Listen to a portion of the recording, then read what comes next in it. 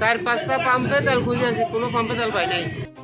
ঈদের আগে হঠাৎ করে রাজধানী সহ দেশের বিভিন্ন প্রান্তে পেট্রোল পাম্পগুলোতে দেখা দিয়েছে জ্বালানি তেলের তীব্র সংকট।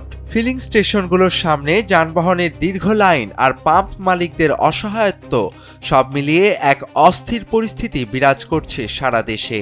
কিন্তু কেন এই সংকট, কেনই বা একের পর এক পাম্প বন্ধ রাখতে হচ্ছে? অনুসন্ধানে উঠে এসেছে এই সংকটের মূলে রয়েছে বাংলাদেশ পেট্রোলিয়াম কর্পোরেশনের বিতর্কিত রেশনিং বা কোটা নীতি। পাম্প মালিকদের অভিযোগ, বিপিসি কাগজে কলমে সরবরাহ 25% কমানোর কথা বললেও বাস্তবে মাঠ পর্যায়ে সরবরাহ কমেছে 45%-এরও বেশি। দেশের মানুষকে প্রতিদিন সুরক্ষিত রাখার প্রত্যয় নিয়ে সেফটি কেবলস সহ এলো সেফ সিলিং ফ্যান।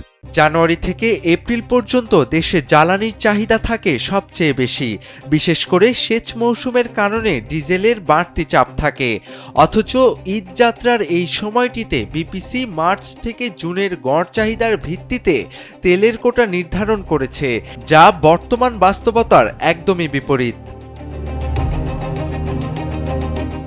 এদিকে পাম্প মালিকরা বলছেন তেলের সরবরাহ এতটাই কমেছে যে 5 থেকে 9,000 লিটার ধারণ ক্ষমতা সম্পন্ন ট্যাঙ্কারগুলিও সম্পূর্ণ লোড দেয়া সম্ভব হচ্ছে না। এতে পরিবহন খরচ বাড়লেও বাড়ছে না ডিলারদের কমিশন, উল্টো গুনতে হচ্ছে লোকসান।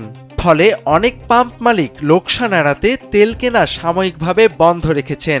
তেজগাঁও বা মালিবাগের মতো ব্যস্ত এলাকার পাম্পগুলোতেও দেখা গেছে দিনের বড় একটা সময় তেল নেই সাইনবোর্ড ঝুলিয়ে পাম্পের কর্মীরা পার করছেন অলস সময়।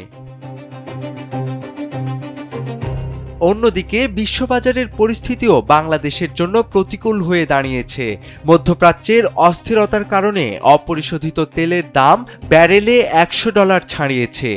আমদানি নির্ভর বাংলাদেশের জ্বালানি নিরাপত্তা নিশ্চিত করতে বিদ্যুৎ ও জ্বালানি মন্ত্রণালয় অর্থ বিভাগের কাছে 31,700 কোটি টাকা জরুরি বরাদ্দ চেয়েছে।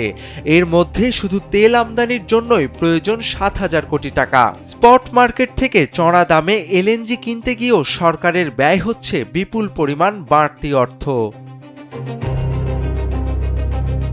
যদিও বিপিসি গত অর্থ বছরেও প্রায় 4,300 কোটি টাকা লাভ করেছে, তবুও বর্তমান ডলার সংকট ও বিশ্ববাজারের ঊর্ধ্বগতি জ্বালানি সরবরাহ চেইনকে বাধাগ্রস্ত করেছে।